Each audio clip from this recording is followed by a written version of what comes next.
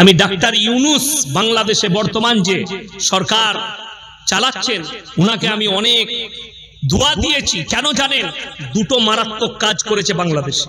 Number 1, যতগুলো game ছিল PUBG থেকে শুরু করে 1 সেপ্টেম্বর থেকে সব গেমগুলো বাংলাদেশে বন্ধ করে দেওয়া হয়েছে। নাম্বার 2, পর্ন সাইটকে বন্ধ করে দেওয়া হয়েছে। কোন রকমের পর্ন সাইট মানে বাংলায় গুদা বাংলায় ব্লু ফিল্মের সাইট থাকবে না, বন্ধ করে দেওয়া হয়েছে। যুব সমাজ ধ্বংস হচ্ছে এই দুটো জিনিসে, এক পাবজি গেম আর দ্বিতীয় নম্বর হচ্ছে ব্লু ফিল্ম, যেটার দ্বারা এরা নিজেদের জীবনকে ধ্বংস করছে। এটা ভারতবর্ষ আমি সরকারকে অনুরোধ করতে পারবো, কিন্তু ক্ষমতা নাই যে এটাকে বন্ধ করে দিই, ঠিক কিনা কথা বলে? আমি খালি আপনাদেরকে বলতে পারবো যে নিজেদের ঈমানকে বাঁচান, সন্তানদিকে বাঁচান। দেখুন আল্লাহর রাসূল সাল্লাল্লাহু আলাইহি সাল্লাম হাদিস বর্ণনা করেছেন, হে আমার সাহাবীরা শুনো, আখরি জামানায় যে পাপগুলো আসবে ওইগুলো বর্বরতার যুগের পাপগুলো আবার ফিরে আসবে মডেলিং হয়ে। কথাটা বুঝতে পেরেছেন না পারেন? কোন পাপগুলো আসবে? বর্বরতার যুগের পাপগুলো ফিরে আসবে। বর্তমানে পৃথিবীর সবথেকে বড় মুফতির নাম হচ্ছে মুফতি তাকি উসমানী, পাকিস্তান। তিনি একটা প্রোগ্রামে বললেন, কিয়ামত से पहले पूरे दुनिया में हराम औलादों से भर जाएगा। পুরো দুনিয়ায় হারাম আওলাদে ভরে যাবে কিয়ামতের পূর্বে। কি করে? তার ব্যাখ্যা তিনি দিয়েছেন, তার ব্যাখ্যা বিশ্লেষণ করেছে। আজকে আপনারা জানেন মহেশকটে বাড়িতে খাচ্ছেন দাচ্ছেন শুয়ে আছে, ভারত সরকার পরকীয়াকে লিগ্যাল করে দিয়েছে, সমকামিতাকে লিগ্যাল করে দেওয়া হয়েছে। আপনি ঈমানকে বাঁচান, কিসের দ্বারা বাঁচাবেন? কোরআন হাদিস রাসূলের সুন্নাত দ্বারা বাঁচাবো। জোরে বলুন ইনশাআল্লাহ। আপনার সন্তানকে দ্বীনি শিক্ষা দেন, স্কুলে যাক, কলেজে যাক, ইউনিভার্সিটিতে যাক, কিন্তু মসজিদে যেন তালিম লাই, মাদ্রাসায় যেন একটু তালিম লাই। হারাম হালালটা, দিন আর বদ্দিনটা, বেঈমান কাফেরের ছোড়া জালটা যেন সে দেখতে পায়। বর্বরতার যুগ, এই সমকামী পাপটা আল্লাহর রাসূলের যুগের পাপ নয়, এটা হযরতে লূত নবীর যুগের পাপ। কার যুগে বললাম? লূত নবীর কওমের পাপ, যাদেরকে আল্লাহ তাআলা রুটির মতো পাল্টিয়েছে লোহিত সাগরের ওপরে। আজকে বৈজ্ঞানিকরা ওই সাগরের নাম দিয়েছে মরা সাগর, যেখানে একটা পোকা মাকড় পর্যন্ত জন্মায় না, একটা কীট পতঙ্গ পর্যন্ত জন্মায় না। আল্লাহ এত অভিশপ্ত করেছেন, কোরআনে লাকির টানা হয়ে গেছে। দুজন নবীর বিবি জাহান্নামে যাবে, একজন হচ্ছে নূহ নবী আর একজন হচ্ছে লূত নবী। এটা আল্লাহ লাকির টেনে দিয়েছে, এটা আর ফিরবে না, এটা আর ফিরাতে পারবে না। কোরআনে আছে তারা অনুরোধ করতে পাবে না আল্লাহর কাছে তাদের বিবির জন্য কিয়ামতের দিনে। আপনি ভেবে দেখুন, হে আমার সন্তানরা, হে আমার যুবক যুবতীরা, যারা মনে করছেন যে আমি পাপের সাগরে ডুবে আছি, আমি সমকামিতে লিপ্ত হয়েছি, কিন্তু আমার বাপ তাহাজ্জুদ গুজার, আমার মা তাহাজ্জুদ গুজার, আমি অমুক পীরের মুরিদ হয়েছি, আল্লাহর কসম তুমি পেরুবার রাস্তা পাবে না। নবীরা নিজের বিবিকে পার করাতে পারবে না, তো তোমার মা তোমাকে কি করে পার করাবে? তোমার বাপ তোমাকে কি করে পার করাবে? তুমি ভেবে দেখো। সমকামী এমন একটা জঘন্যতম পাপ, যে পাপের কারণে একটা নসলকে আল্লাহ ধ্বংস করে দিলেন, পুরো কওমকে ধ্বংস করেছেন। আল্লাহর কাছে শিরকটা এত বড় পাপ, আল্লাহ ব্যতীত অপরকে উপাস্য মানার কারণে আল্লাহ তাআলা নূহ নবীর কওমকে ধ্বংস করলেন। নূহ নবীর পরিবারকে ধ্বংস করলেন। নূহ নবী নিজের সন্তানের জন্য হাত তুলেছে নৌকার উপরে, লা আসিমাল ইয়াউমা মিন আমরিল্লাহ, আল্লাহ ধমক দিয়ে দিলেন লামিনাল খাসিরিন, হাত তুলতে পাবে না। নামাও, আমার নবীকে মানেনি, আমার দ্বীনকে মানেনি, তার জন্য তুমি আমার কাছে আবেদন নিবেদন করো না। নূহ নবীর হাত নেমে গেছে, নূহ নবী কেঁদেছেন আল্লাহর কাছে, ছেলের মৃত্যুর তাণ্ডব দেখেছে। আর তুমি বলছো আমি পাপের সাগরে ডুবে থাকবো, হুজুররা দোয়া করে জান্নাতে দিবে। তুমি বলছো মদের ভাটিতে জীবন কাটাবো, আর আমার বাপ তাহাজ্জুদের নামাজ পড়ে দোয়া করে আমাকে জান্নাতে দিবে। ওই আশাটা ভুলে যাও। আমরা অনেকজন মনে মনে করি, এখানে একটা কথা শুনে রেখে দেন, সবাই নিজের বিবিকে দাওয়াত দিবেন ভালো কাজের, সকলে জোরে বলুন ইনশাআল্লাহ। পর্দার দাওয়াত দেন, নামাজের দাওয়াত দেন, পর্দা পুশিদায় থাকার জন্য দাওয়াত দেন। যদি আপনার বিবি না মানে, আপনার মৃত্যুকাল পর্যন্ত দাওয়াত দেন। নোংরা রাস্তায় যেও না, নোংরা পথে যেও না, আল্লাহকে ভয় করো, নামাজ পড়ো, তাহাজ্জুদ গুজার হও, তাসবিহ তিলাওয়াত করো, পর্দার মধ্যে থাকো। সেই বিবি যদি তার এই দাওয়াত কবুল না করে, কিয়ামতের দিনে স্বামী আর দায়ী থাকবে না আল্লাহর কাছে। কথাটা বুঝে এসছেন না? আসেন, বুঝে এসছে। সেই স্বামী আর দায়ী থাকবে না। মায়েরা শুনেলেন, আপনি আপনার স্বামীকে দাওয়াত দেন, হে আমার স্বামী, হালাল রুজি রোজগার করো, দিনের পথে চলো, আল্লাহর রাস্তায় চলো। সেই স্বামী যদি না মানে, স্ত্রী আর দায়ী থাকবে না। আপনার মেয়েকে আপনি দাওয়াত দেন পর্দায় থাকার, কাপড় দিয়ে ঢাকার।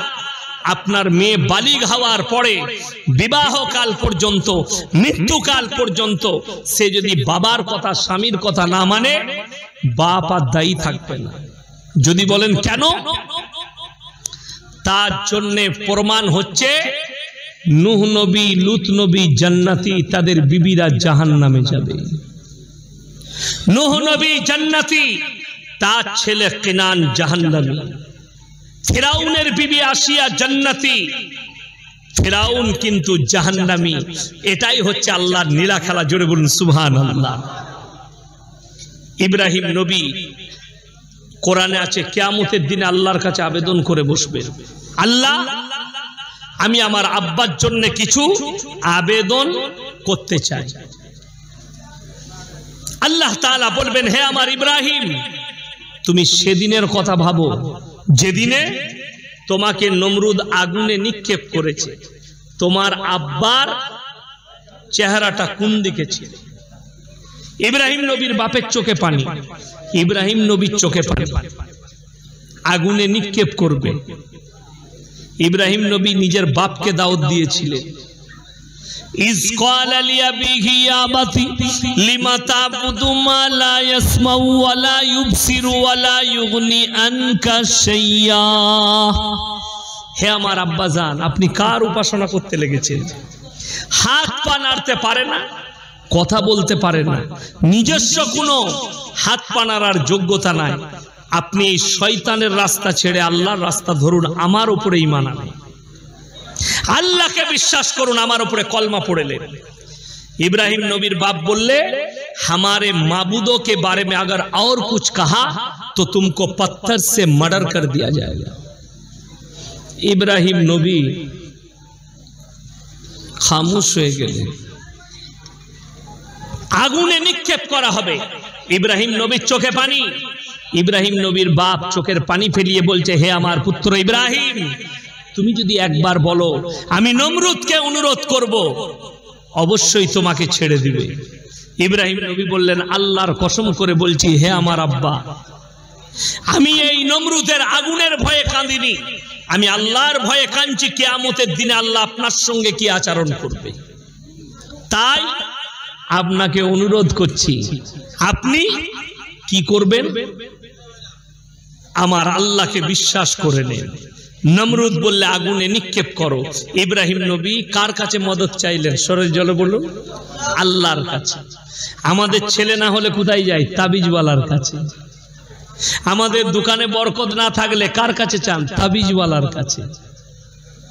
अबाक हये जाबेन इमाम साहेबेर बेतन 6000 और आपनी मासे 3 लाख टाका इनकाम करें ताबिजटा कार बेशी दरकार कथा बोले ना इमामेर आमादेर दरकार किन्तु कष्ट लागे 3 লাখ টাকা মাসে ইনকাম করে, আমাকে বলছে হুজুর একটা বরকতের তাবিজ দেন। আমার তাবিজে তোর বরকত হলে তো আমি আগে নিতাম।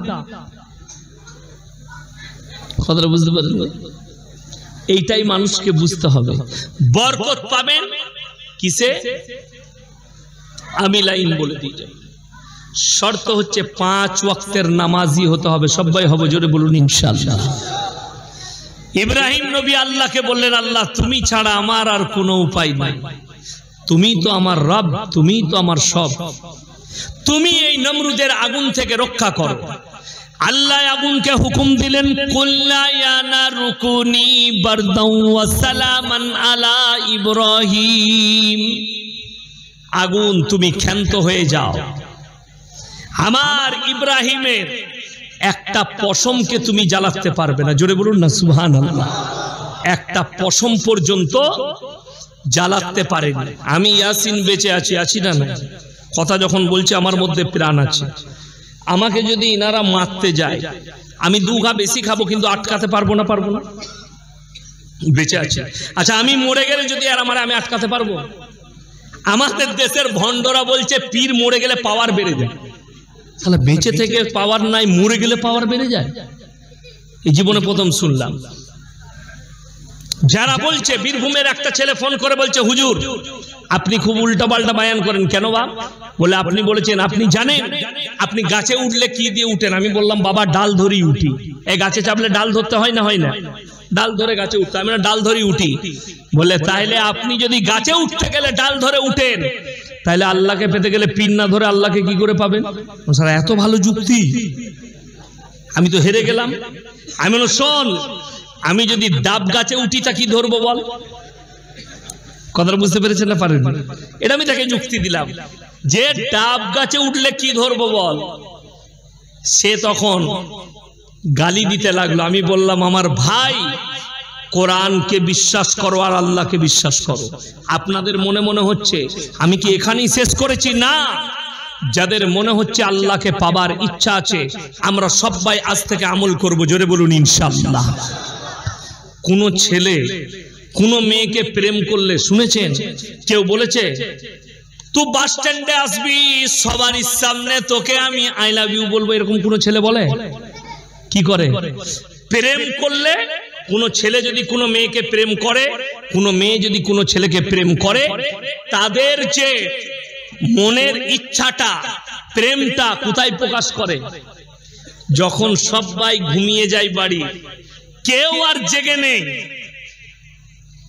প্রেমিক প্রেমিকের ঘরে, প্রেমিকা প্রেমিকার ঘরে নিরালায় ফোন লাগিয়েছে, তোমার নাম আমি মরে যাবো, আমি বিষ খাবো, কিন্তু আমাকে বিয়ে করতেই হবে। এই যে কান্নাটা, এটাই কিন্তু দুজনের রিয়েল মহাব্বত এবং রিয়েল কান্না। কথাটা বুঝাতে পারলাম? এই মহাব্বতটাই আসল। আমার আল্লাহ কোরআন 21 পারা সূরা সিজদা, আল্লাহ বললেন তাতাজাফা জুনুবুহুম আনিল মাদাজি ইয়াদউনা রাব্বাহুম খাউফাও ওয়া তামআ। হে আমার বিশ্বনবী, পৃথিবীর মানুষকে বলো, পৃথিবীর সবাই যখন নিদ্রায় চলে যাবে, আমার সঙ্গে যারা সম্পর্ক করতে চায় তারা নামাজের পাটিতে এসে তাহাজ্জুদে দাঁড়াবে, নিরালায় আমার কাছে কান্নাকাটি করবে, আমার আল্লাহর সঙ্গে ডাইরেক্ট যোগাযোগ হবে। জোরে বলুন সুবহানাল্লাহ। ওই জন্য রাসূল বলেছেন ফাইন্নাহু ইয়ারাক, তোমরা নামাজে দাঁড়ালে, যাদের নামাজে মনোযোগ থাকে না তাদের জন্য বলছি, আপনি নামাজে দাঁড়িয়েছেন, মন কিন্তু ব্যবসায়, আপনি নামাজে দাঁড়িয়েছেন মন পরিবারে, আপনি নামাজে দাঁড়িয়েছেন মন টাকা পয়সায়, আপনি নামাজে দাঁড়িয়েছেন শয়তান ওয়াসওয়াসা দিচ্ছে দুনিয়াদারি। ওই জন্য রাসূল বললেন ফাইন্নাহু ইয়ারা, তোমরা মনে মনে ভাববে আমি আল্লাহকে দেখতে পাই বা না পাই, আমার আল্লাহ আমাকে অবশ্যই দেখছেন। ফাইন্নাহু ইয়ারা, নামাজে দাঁড়ালে মনে মনে ভাববে আমি আল্লাহকে দেখতে পাই বা না পাই, আমার আল্লাহ আমাকে অবশ্যই দেখছেন। আমার ভাই, আল্লাহ অন্তরের খবর রাখে। ইন্নাল্লাহা লা ইয়াখফা আলাইহি শাইউন ফিল আরদি ওয়ালা ফিস সামা। এই যেমন প্যান্ডেল করেছেন হুগলি ডিস্ট্রিক্টে তারকেশ্বরের কাছে জলসাই গেছি, প্যান্ডেলে আমি স্টেজে গেলাম, এরকম প্যান্ডেল কিন্তু গাছ একটা তলায় আছে, গাছ ওপরে চারিদিকে প্যান্ডেল করেছে, গাছের গোড়ায় একটা ট্যানা ল্যাপটানো আছে, চিকচিকি পাড়া, গুড়াতে আছে মাটির ঘোড়া, আগরবাতি মোমবাতি ধূপবাতি সব রাখা আছে। আমি মনে মনে চিন্তা করলাম, আল্লাহ এখানে হিন্দু মুসলিম ভাইদের মধ্যে বহুত মহব্বত।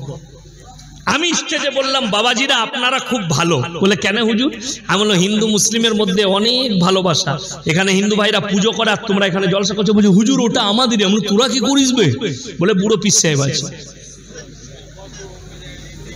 কত বড় কষ্টের বিষয়, একজন অমুসলিম ভাই মাটির একটা পুতুল তৈরি করে উপাসনা করলে তাকে আমরা শিরকের কাজ বলি, অথচ একটা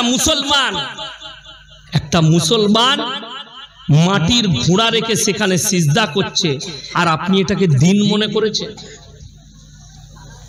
এটাকে দিন ভাবছেন।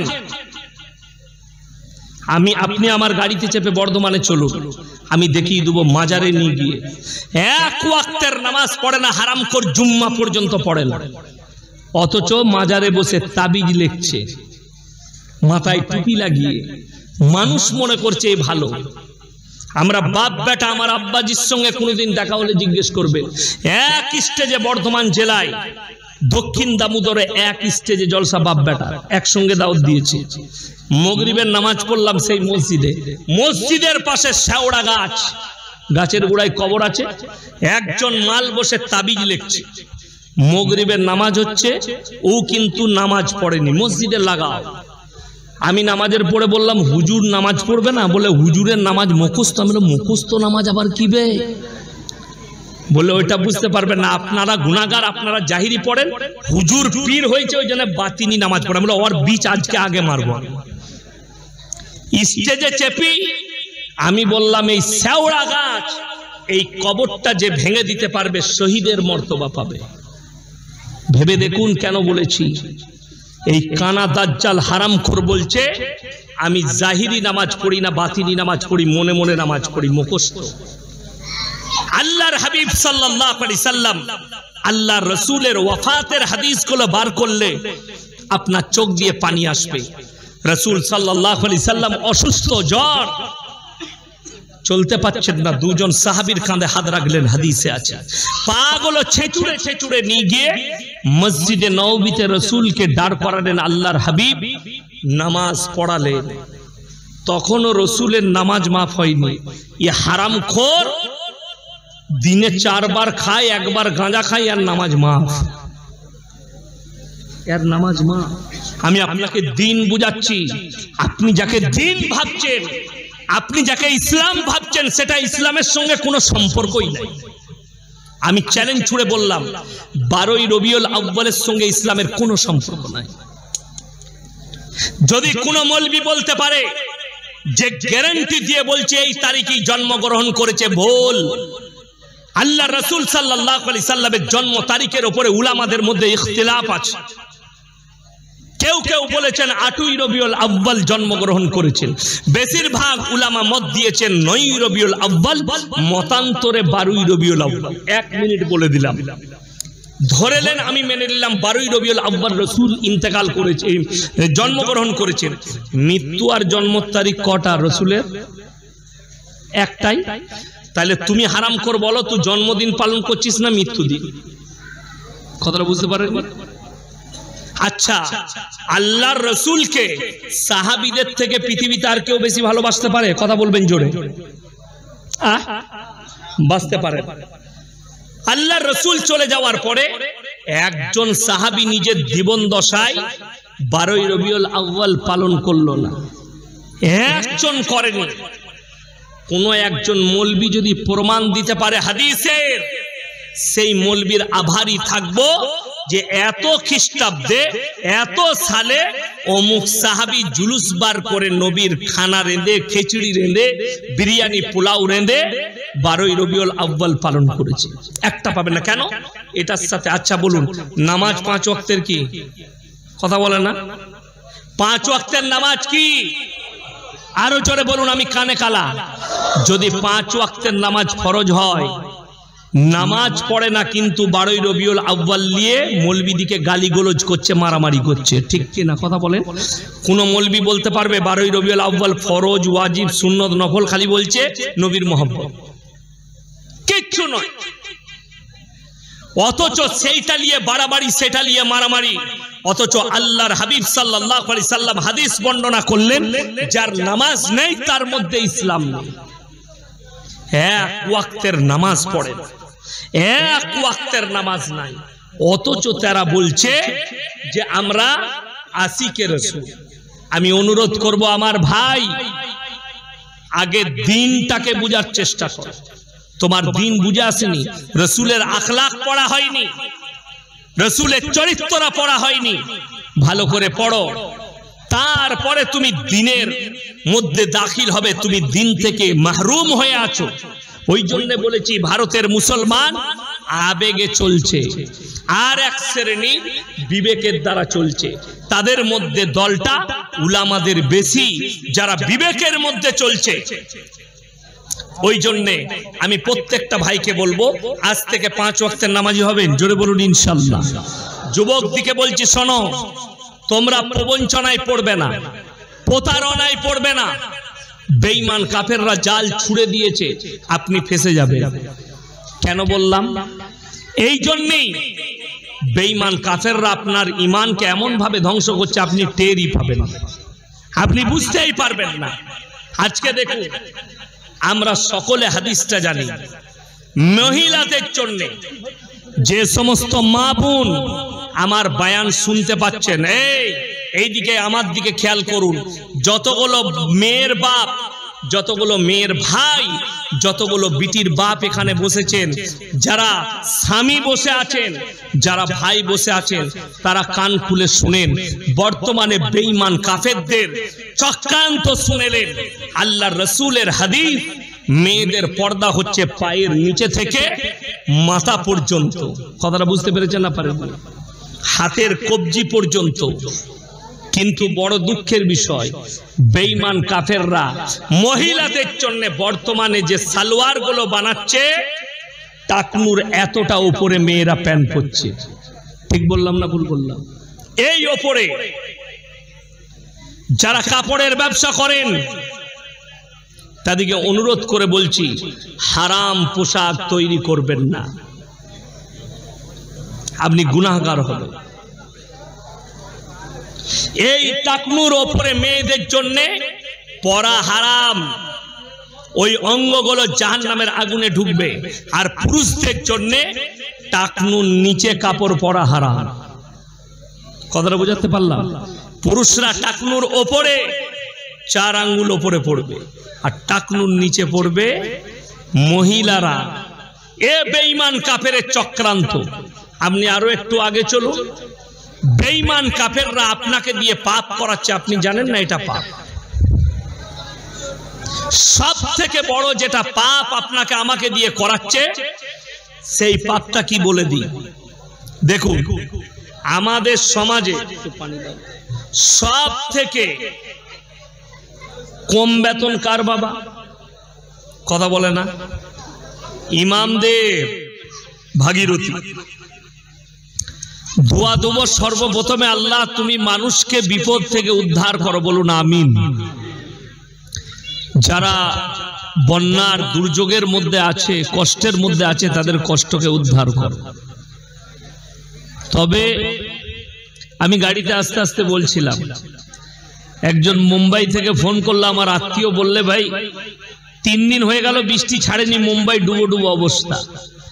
আমি বললাম বাংলারও হয় তাই, ভারতের সব জায়গায় কোরআনে আছে, ওয়াইদাল বিহারু ফুজ্জিরাত।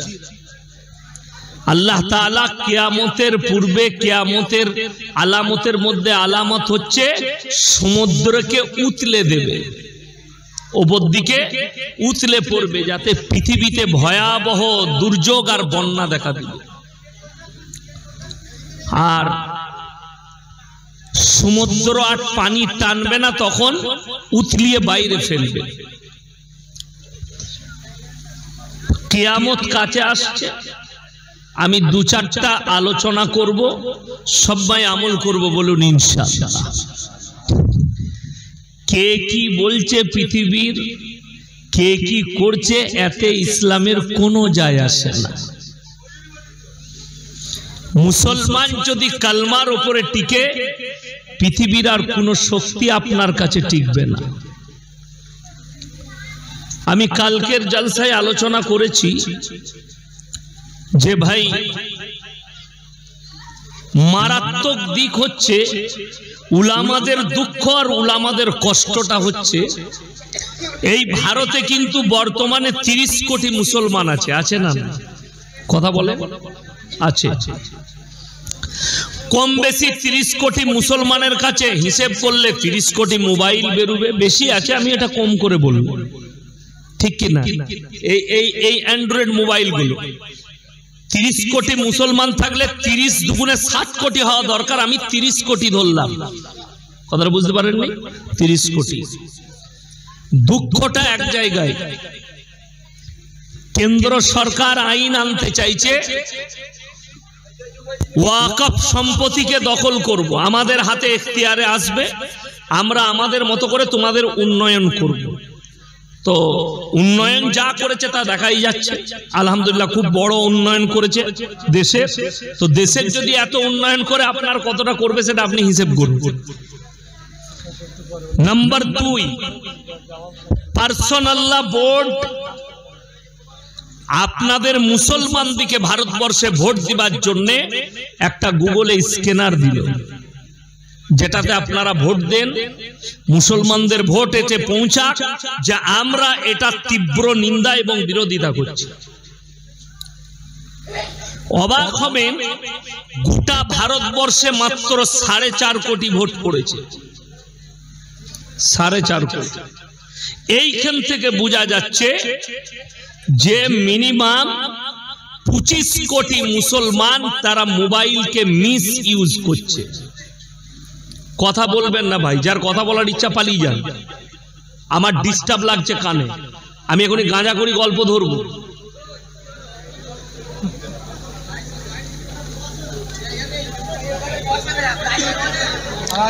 আরে এত জায়গা খালি আছে, বসবো বললেই তো বসা হবে।